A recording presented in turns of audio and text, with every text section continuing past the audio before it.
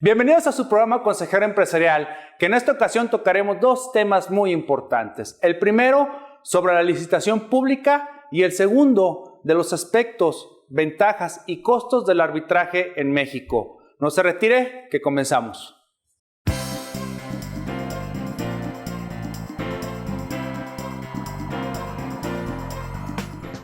DLC Corporativo, Capital Humano con Soluciones presenta PBE Consultores, cuidamos tu negocio con calidad, presenta.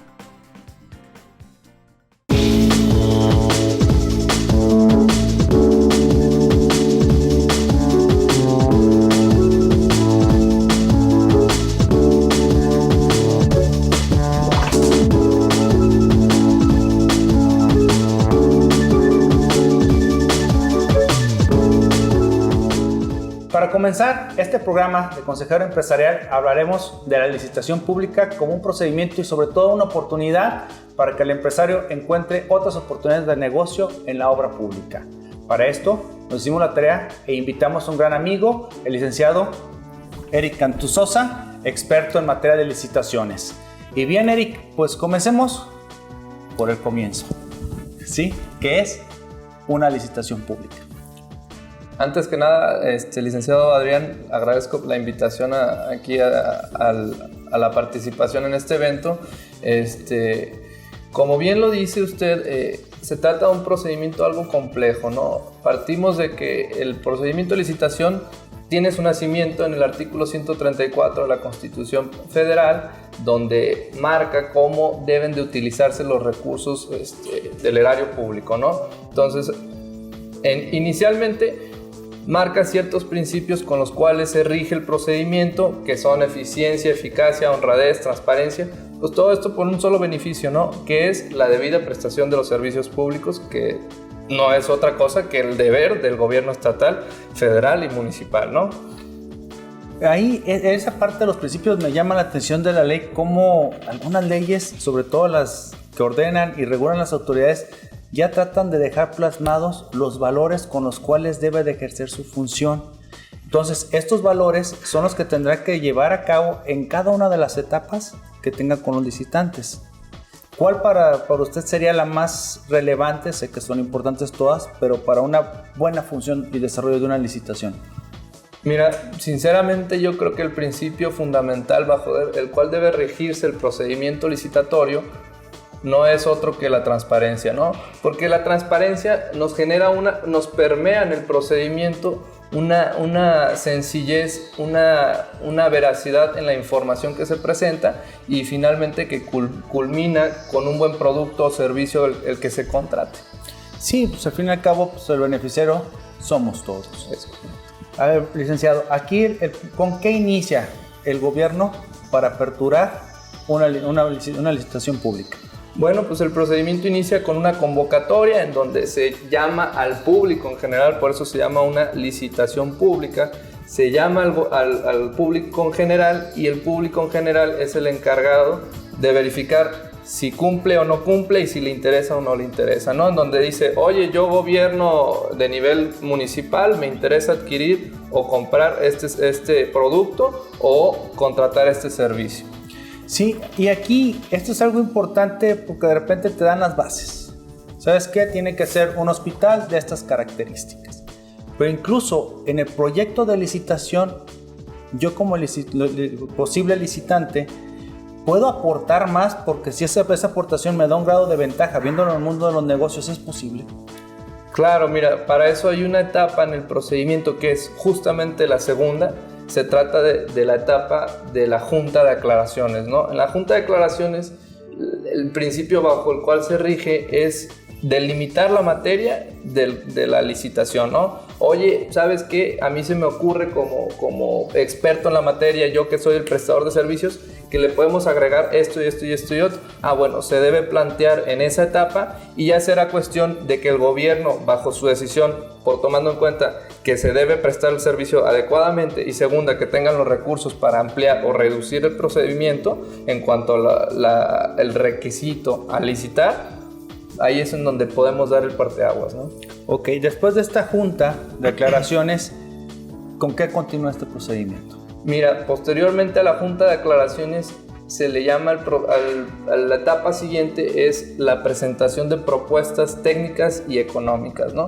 En donde llega el participante y dice, oye, aquí está mi propuesta técnica con los requisitos que las bases indicaban y aquí está mi propuesta económica. Normalmente se manejan separadamente porque el que cumpla con la técnica pasa a la siguiente etapa, que es justamente la calificativa sobre la económica, ¿no? Y es la técnica normalmente se anexa a una parte del procedimiento, el legajo que es administrativo jurídico para ver las capacidades y el estatus de la empresa con la que se pretende adquirir. Y por otra parte, pues el aspecto técnico, ¿no? Oye, si cumples o no cumples con el servicio o producto que se busca.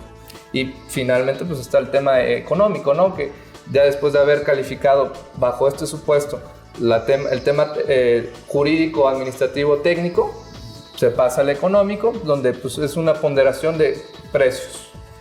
Aquí viene son dos dudas que quiero que nos ayudes a aclarar. La primera es, ¿qué tan relevante puede ser a tu punto de vista el hecho de que un aspecto de la ficha corporativa, por lo menos de una manera, y el currículo pueden determinar la suerte de una licitación? Si estamos hablando quizás de un acta mal formalizada, de un nombramiento mal dado, pero no tiene injerencia directa, es muy relevante porque a la hora que está integrando, el empresario se preocupa en demasía y es justificado o injustificado que le invierta tiempo y atención a ese tema. Mira, es muy acertada tu pregunta en el tema justamente de los requisitos conforme a la licitación que se establezcan en las bases. Si un participante no cumple con alguno de ellos, es descalificado. Entonces yo veo muy oportuna la preocupación en cuanto al cumplimiento de los requisitos, tanto administrativos como legales. Oye, si cumplo con la constitutiva, si no cumplo con la constitutiva, si cumplo con el financiamiento, si no... O sea, todo ese tipo de aspectos lo podemos ver como el papeleo administrativo de la empresa, que van a encaminar a que cumpla o no cumpla, son fundamentales. Si no, se descalifica al participante. Y derivado de su respuesta, voy a una segunda situación que se nos puede presentar. El avance tecnológico puede generar, e inclusive la manera en que se contratan determinada tecnología, puede generar exclusividades, ¿sí? Donde propiamente quien trae lo que puede cambiar ese hospital, hacerlo más viable, más rentable, es el único que tiene ese servicio en exclusiva de esa tecnología en México, pero no tiene currículum, es una empresa nueva. Puede concursar y tiene posibilidades de ganar, o necesariamente debe buscar realizar un contrato asociativo, como lo establece la ley, para poder reunir las dos características. ¿Qué le recomendarías? ¿Que vaya solo o que haga un contrato para que se vaya en conjunto? Mira, mi recomendación en concreto para ese caso particular sería ver qué tan abiertas o cerradas sean las bases, es decir, habrá ocasiones en donde nos encontremos con bases que te digan, oye, requiero cierta experiencia, requiero cierta capacidad económica, por la naturaleza misma del servicio o producto, ¿no? Pero habrá casos en los que no. Yo en lo que he visto en la práctica y lo que yo recomendaría es, si es muy técnico, muy particular, muy complejo y grande, normalmente se recomienda que se acompañe de una buena empresa para hacer frente a la obligación completa, ¿no? Pero si es un tema no tan complejo, más sencillo, yo le diría adelante personalmente. Muy bien, maestro. Ahorita vamos a hacer un pequeño corte para seguir con la parte empresarial y las licitaciones en los negocios. No se despegue. En todo lugar, en todo momento, Eximex te acompaña. Nuestra nueva app JobSearch permite a los usuarios de dispositivos móviles disfrutar todas las prestaciones y servicios de nuestra empresa. Aplica los exámenes, revisa las vacantes y sube tu currículum. Eximex JobSearch. Si buscas trabajo, tu mejor herramienta. Grupo Cinec, innovación en el desarrollo humano. En un mundo globalizado en el que se busca solidez para alcanzar sus objetivos, es necesario contar con grandes equipos de trabajo para obtener soluciones. En Grupo Cinec encontrará al aliado que le ayudará a dedicarse a realizar sus competencias clave, aumentando sus utilidades y eficiencia. le proporcionamos el respaldo en su capital humano especializado y optimización de los procesos de negocio reduciendo sus costos. CINEC, innovación en el desarrollo humano. Regresando de este pequeño corte y continuando con el tema de la licitación pública, ahora, maestro, aquí tengo una pregunta importante sobre los sujetos que pueden participar. Hablábamos que de repente pueden existir obras que exigen requisitos subjetivos y económicos que es muy difícil que una sola empresa lo pueda hacer. ¿De qué manera pueden conjuntarse diferentes entes para poder calificar, en ser posibles, o para poder concursar en esa licitación? Mira, respecto a ese tema, el tema central ahí no es otro que el estar en aptitud legal de participar, ¿no? O sea, esto se acota muy sencillo. Si hay dos empresas que entre las dos cumplen con los requisitos, pues hacen un contrato de asociación, lo anexan a su procedimiento de licitación en las propuestas respectivamente y participan como si fuera uno solo, ¿no? Entonces se torna más sencillo porque es como a ojos del ente público que licita, se vuelve como un solo participante. Entonces, quiere decir que a través de un contrato, ¿qué tipo de contrato? ¿Tiene que ser un contrato asociativo como lo nombra la propia ley o un contrato típico como el contrato de acción en participación? ¿Qué recomendaría? Yo recomendaría un contrato típico de participación, una asociación, porque realmente ese aspecto no se regula del todo en el procedimiento. Así es. Entonces, ahí sí nos tendríamos que acudir a la legislación de la materia, que es meramente civil, ¿no? Mercantil. Exacto. Y en el caso de que hubiera la posibilidad de hacerlo a través de un fideicomiso empresarial, ¿es factible? ¿O bajo qué reglas se podría operar? Sí, puede ser bajo una figura como lo es el fideicomiso. Lo torna un poco más complejo por la diversidad de sujetos en los que se encuentran inmersos. Sin embargo, no hay impedimento para ello, ¿no? Inclusive puede ser un ente extranjero. No hay ningún problema. Ok. Ahora sigamos con las etapas. Nos quedamos con la entrega de las bases y ahora, una vez que se hace la entrega de las bases, nos citan. ¿Qué sucede? Nos citan, se fija la fecha para la junta de aclaraciones. Posterior a la junta de aclaraciones, como ya lo platicamos, llega la presentación de propuestas económicas y técnicas y finalmente concluye con un fallo, ¿no? Un fallo en donde se puede determinar adjudicar total o parcialmente la licitación o en su caso simplemente declarar desierto el procedimiento. Desierto porque, ¿qué puede decir? Simplemente no cumplió ningún participante con los requisitos. Y en esos casos, ¿qué es una necesidad pública? Estamos hablando de una obra para servicio de todos. ¿Qué tiene que hacer el gobierno? ¿O cuánto tiempo tiene que pasar para volverlo a abrir? ¿O reduce o cambia o modifica, dándose cuenta que hay poca gente o poco empresario que pueda cumplir? Claro.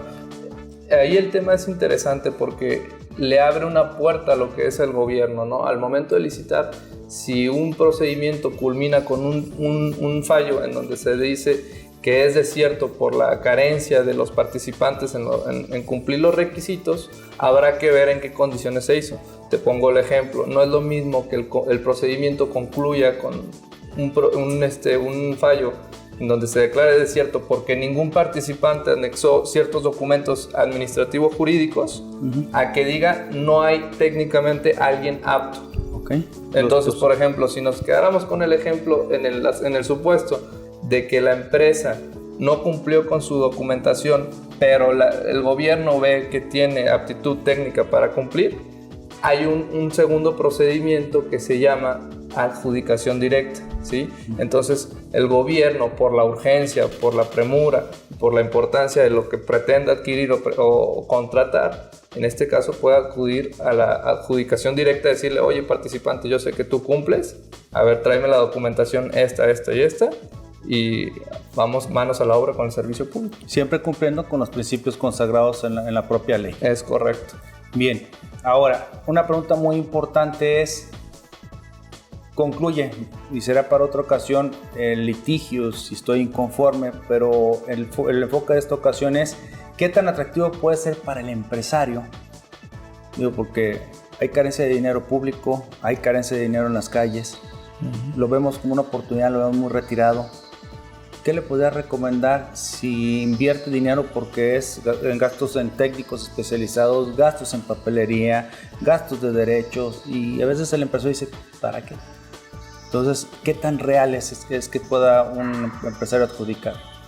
Mira, en el supuesto, por ejemplo, de que hubiera un fallo y quedara inconforme la persona, el participante directamente con ese fallo, yo te diría, si estuvo en aptitud de participar, quiere decir que estaba interesado en resultar como ganador. Y si en realidad tiene forma de ser ganador, yo te diría, jurídicamente, en tribunales, es un paso muy bueno y muy interesante para resultar ganador, ¿no? O sea, yo he visto casos en donde hay muchas expectativas al respecto y se tienen buenos resultados. O sea, los tribunales tratan siempre de buscar los principios constitucionales bajo los cuales se rige el procedimiento de licitación. Entonces, si el participante, el empresario, pretende impugnar, yo te diría, si ya estuvo en aptitud de participar, no veo el por qué deba detenerse hasta ahí. Más atrás, veo las convocatorias. ¿Vale la pena intentarlo? Claro, por supuesto, hay temática respecto de ese tipo de impugnaciones en donde la Corte nos ha abierto el abanico para impugnar inclusive desde la misma convocatoria. Oye, la convocatoria, hay veces que pues el gobierno no lo sabe todo, ¿no? Y no es experto en todo, entonces... Y hay humanos de por medio. Exactamente, entonces puede haber errores y desde ahí puedes impugnar inclusive. Ok. Y bien, para concluir en esta ocasión, licenciado, ¿cuántos tipos de licitaciones encontramos? Mira, hay 3 procedimientos primordialmente, tienen cierta regulación cada uno. El esencial, primero que nada, es la licitación pública, tal como la vimos ahorita, ¿no? Otros 2 procedimientos acotan mucho la participación de quienes pretenden ser adjudicados. El segundo de los procedimientos se les llama la invitación restringida a cuando menos 3 participantes. Hay cierta regulación, por ejemplo, que haya poca gente cuando se trata de patentes, por ejemplo. No tan fácil te puedes encontrar muchos participantes que cuenten con ciertas patentes, ¿no? Entonces, en ese tipo de asuntos es normal o es más común ver invitaciones a cuando menos 3 participantes que tenga inscritos el gobierno en su padrón de proveedores y se lleva... por ejemplo, el de 3 participantes es un procedimiento muy similar, ¿no? Se presentan sus propuestas y se abren y se da un fallo. A diferencia de la licitación, pues acá solo lo conocieron quienes fueron invitados directamente. Y finalmente el último y más controvertido es la adjudicación directa, ¿no? Cuando todo el mundo decimos, no supe de la licitación, porque así es, no sabes, llega contigo el gobierno, te toca la puerta, oye, te compro. Entonces, ¿quién se enteró? Pues nada más al que le compraron. ¿Y para quién? ¿Y cuál es el requisito primordial para esto? ¿Es economía? ¿Es una exclusividad? ¿Por qué se da? Estos 2 procedimientos más restringidos se da mucho más en cuestión de no encontrar un proveedor adecuado, como lo fue, por ejemplo, cuando se participa y se declara desierto, o segundo, ante cuestiones urgentes, ¿no? Oye, yo sé que tú vendes medicamento de este tipo de naturaleza y hay una epidemia. Oye, urgentemente te compro, ¿no? Entonces es el tipo de naturaleza bajo la cual se destila. Sin embargo, hay ciertos reglamentos y cierta regulación al respecto que, por ejemplo, por cuestiones de cuantía menor, oye, para evitarme yo, gobierno, mayor dilación en el procedimiento, voy a comprar 3 sillas. ¿Y para qué invito a los 50,000 proveedores cuando yo tengo ya un buen precio con este? Y mientras no haya una afectación grave al erario, se supone que están legitimados a hacerlo así. Sin embargo, insisto, en el momento que uno como participante o posible participante se entera de esto, está en aptitudes de impugnar. Bien, una recomendación para el empresario que quiera licitar. La recomendación es, si va a licitar, que tenga un equipo preparado para elaborar los paquetes y, pues, por supuesto, una asesoría jurídica, porque te diría yo que el 80% de los procedimientos de licitación culminan con un fallo desfavorable, no porque no estén en aptitud, sino porque no supieron llegar al gobierno en el camino del proceso de licitación. Muy bien, licenciado. Pues muchas gracias por estar aquí en su programa Consejero Empresarial. No se retire, que continuamos. En todo lugar, en todo momento, Eximex te acompaña. Nuestra nueva app JobSearch permite a los usuarios de dispositivos móviles disfrutar todas las prestaciones y servicios de nuestra empresa. Aplica los exámenes, revisa las vacantes y sube tu currículum. Eximex JobSearch. Si buscas trabajo, tu mejor herramienta. Grupo SINEC, innovación en el desarrollo humano. En un mundo globalizado en el que se busca solidez para alcanzar sus objetivos, es necesario contar con grandes equipos de trabajo para obtener soluciones. En Grupo SINEC encontrará al aliado que le ayudará a dedicarse a realizar sus competencias clave, aumentando sus utilidades y eficiencia. Le proporcionamos el respaldo en su capital humano especializado y optimización de los procesos de negocio reduciendo sus costos. SINEC, innovación en el desarrollo humano.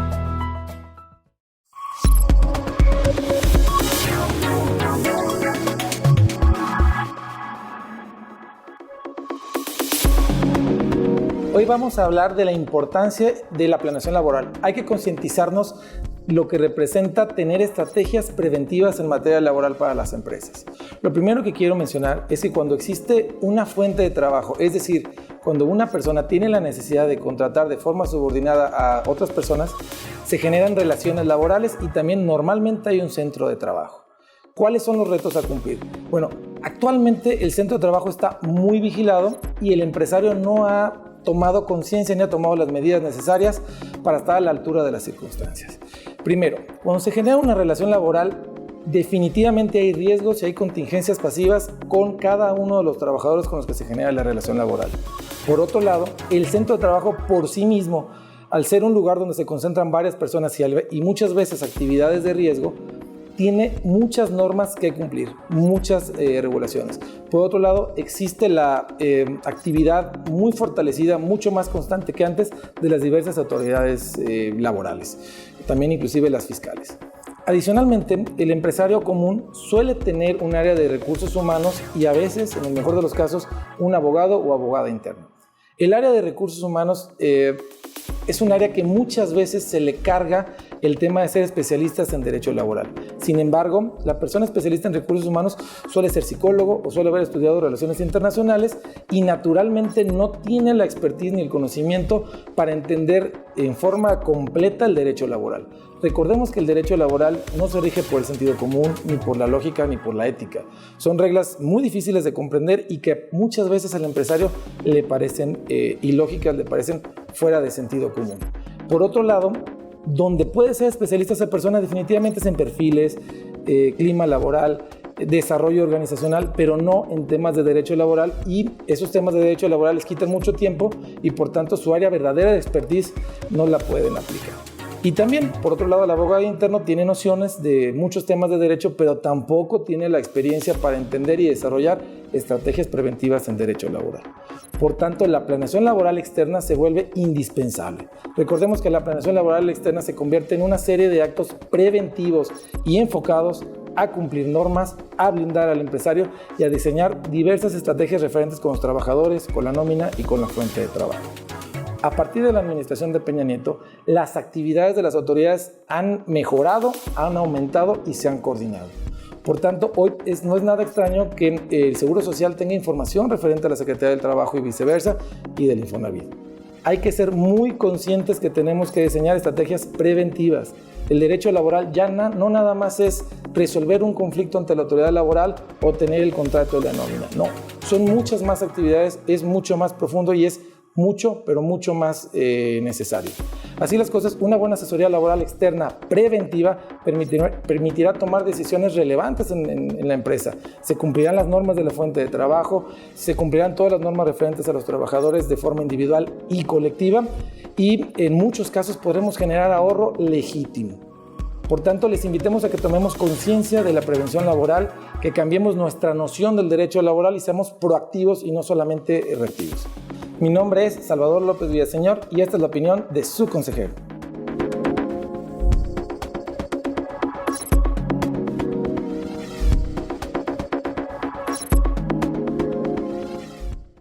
En todo lugar, en todo momento, Eximex te acompaña. Nuestra nueva app JobSearch permite a los usuarios de dispositivos móviles disfrutar todas las prestaciones y servicios de nuestra empresa. Aplica los exámenes, revisa las vacantes y sube tu currículum. Eximex JobSearch. Si buscas trabajo, tu mejor herramienta. Grupo SINEC, innovación en el desarrollo humano. En un mundo globalizado en el que se busca solidez para alcanzar sus objetivos, es necesario contar con grandes equipos de trabajo para obtener soluciones. En Grupo SINEC encontrará al aliado que le ayudará a dedicarse a realizar sus competencias clave, aumentando sus utilidades y eficiencia. Le proporcionamos el respaldo en su capital humano especializado y optimización de los procesos de negocio reduciendo sus costos. SINEC, innovación en el desarrollo humano.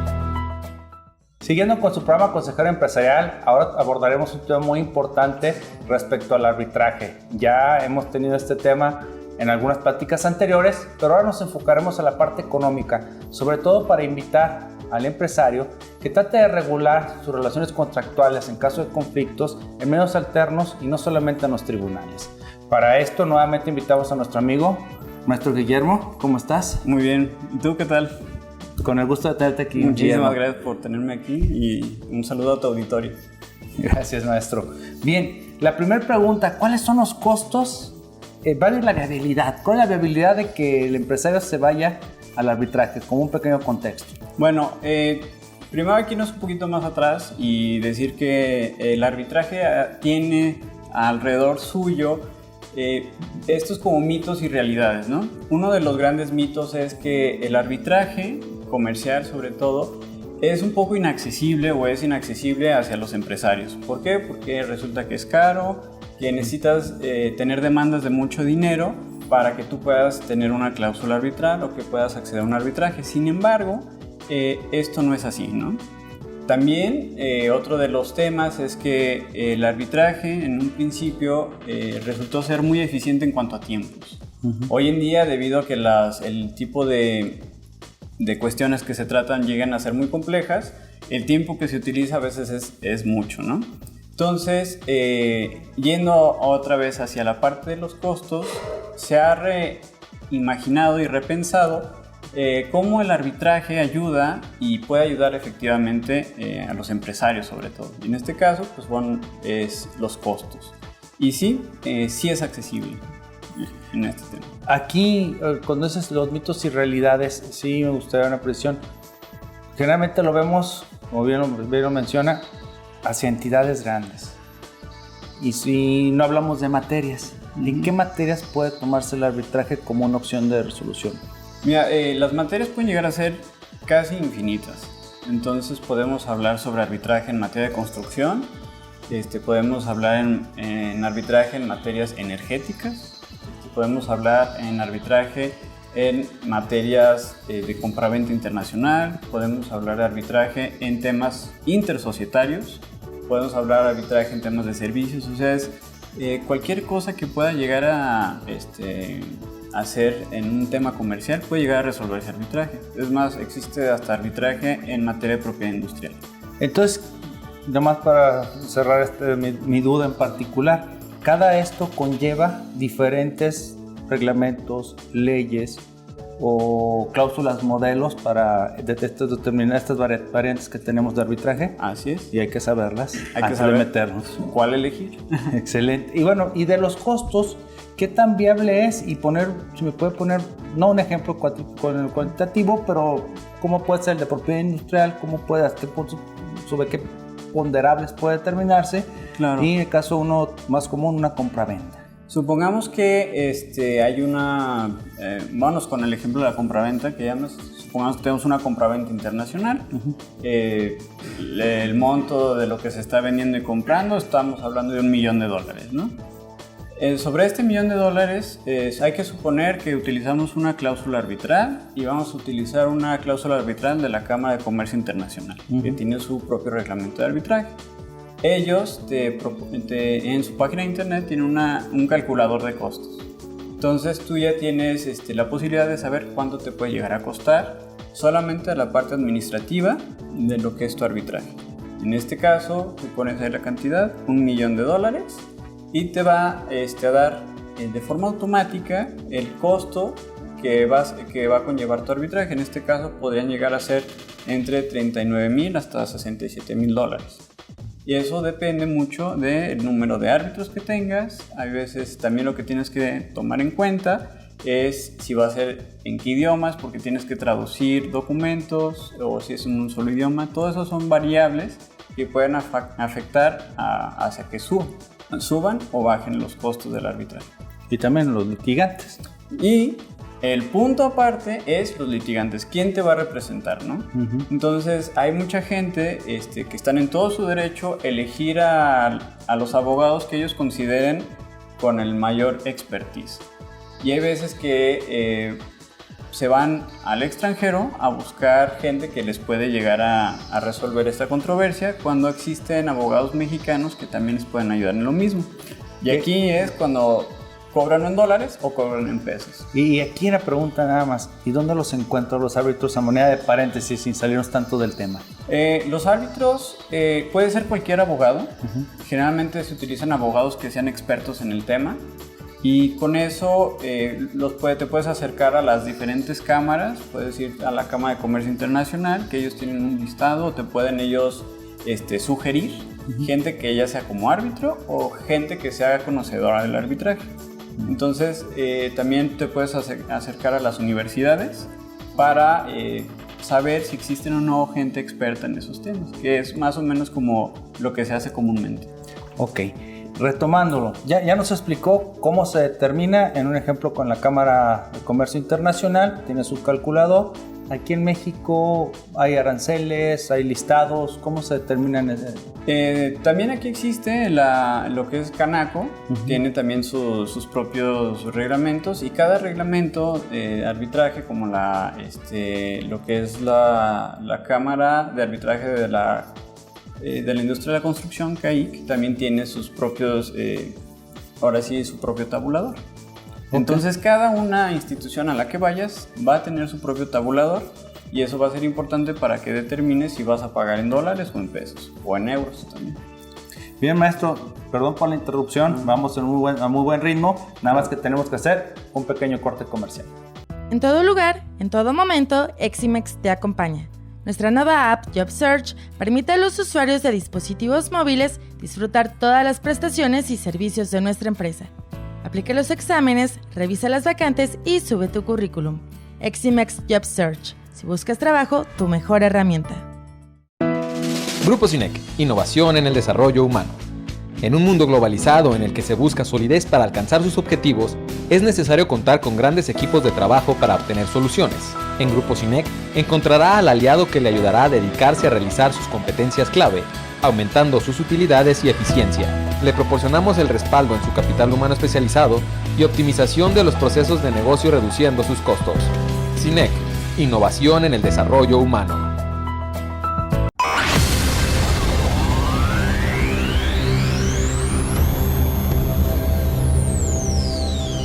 Hoy hablaré de lo que acaba de suceder en el Semanario Judicial de la Federación.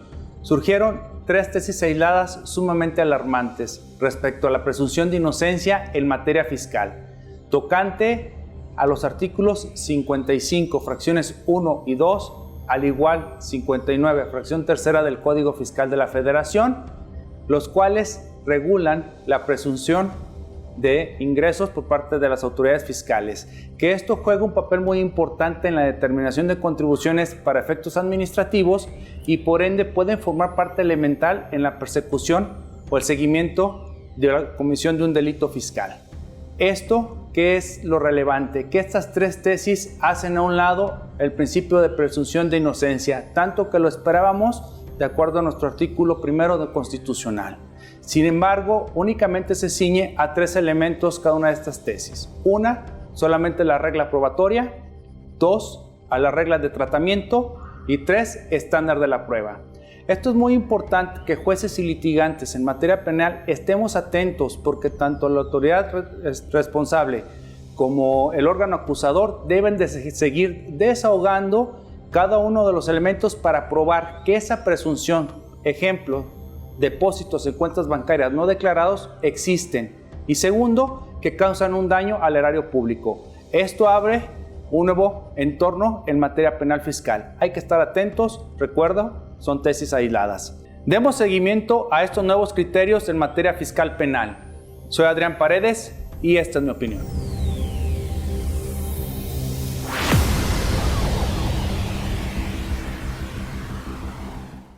De regreso en su programa Consejero Empresarial con el tema de los costos del arbitraje y su conveniencia. Estaba un maestro hablando de cómo se determinan los costos, cómo ya hay calculadoras en los distintos organismos que nos menciona, pero de qué manera vamos a hacer un control ya en parte de nosotros que no se nos vaya a detonar en una cuantía muy alta el pago de esta solución. Claro, mira, las calculadoras son ahora sí una forma que nos ayuda, ¿no? Tanto a los abogados como a las empresas que ellos representan y a los propios empresarios, ¿no? Estas calculadoras son un reflejo de los tabuladores que existen en los reglamentos de cada institución. Y aquí lo que cabe destacar es que diferentes instituciones arbitrales han hecho un paso hacia adelante en cómo controlar estos costos. ¿Por qué? Porque ha sido una preocupación en la comunidad internacional y México no está excluida de ello. Por parte de Canaco tenemos el arbitraje de baja cuantía, que es un formato de arbitraje acelerado en donde solamente son intercambio de documentos y ahí las partes pueden elegir si escogen o tienen o no a un abogado que les ayude.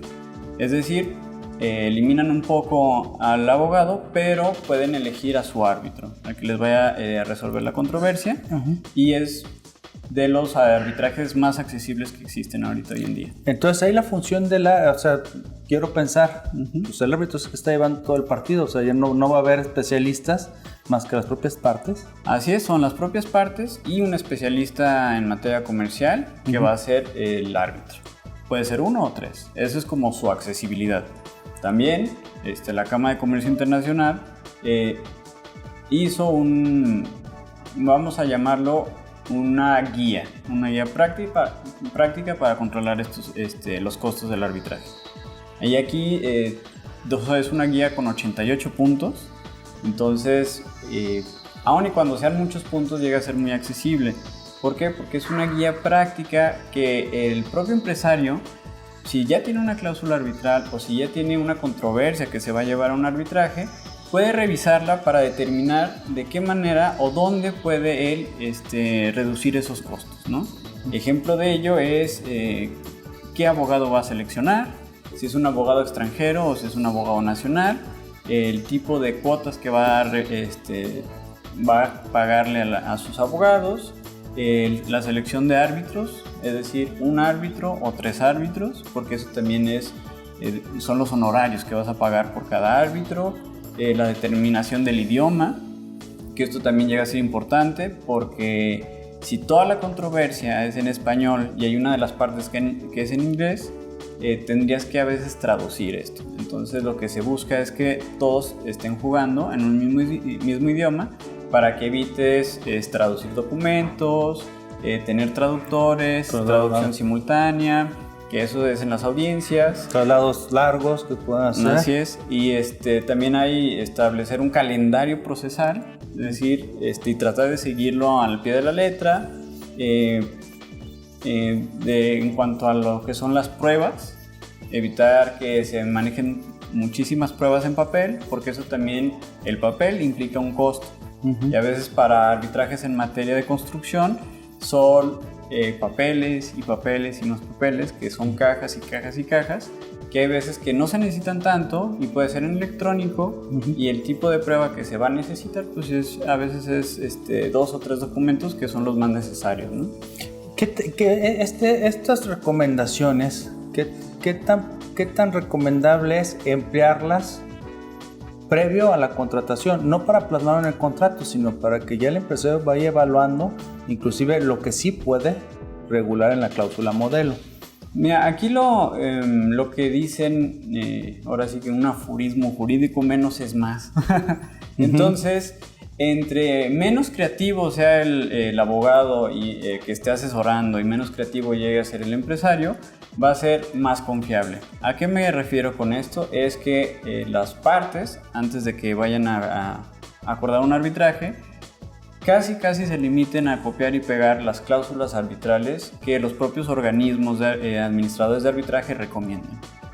Así, ellos eliminarán, también a manera de control de costos, controversias que establezcan o determinen si la cláusula arbitral es válida o no. Entonces también esta sencilla recomendación también afecta mucho en cuanto a los costos del arbitraje.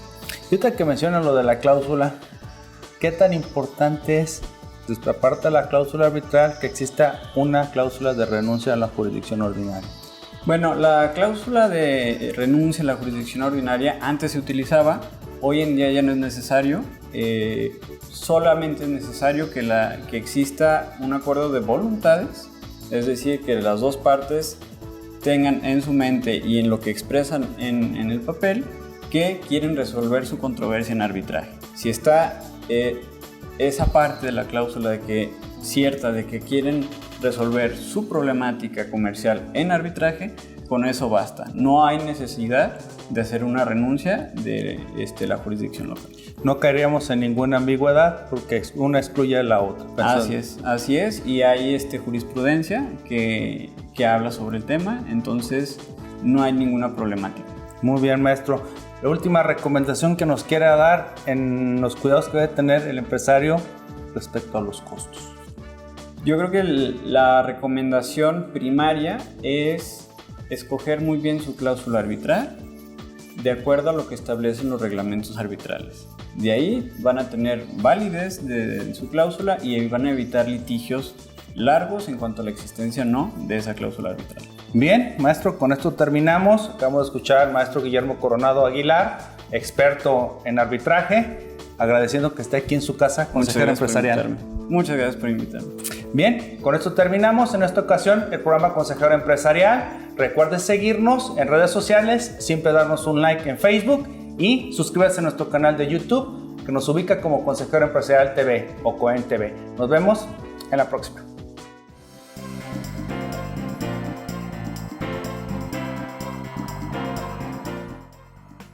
DLC Corporativo, Capital Humano con Soluciones, presentó. PBE Consultores, cuidamos tu negocio con calidad, presentó.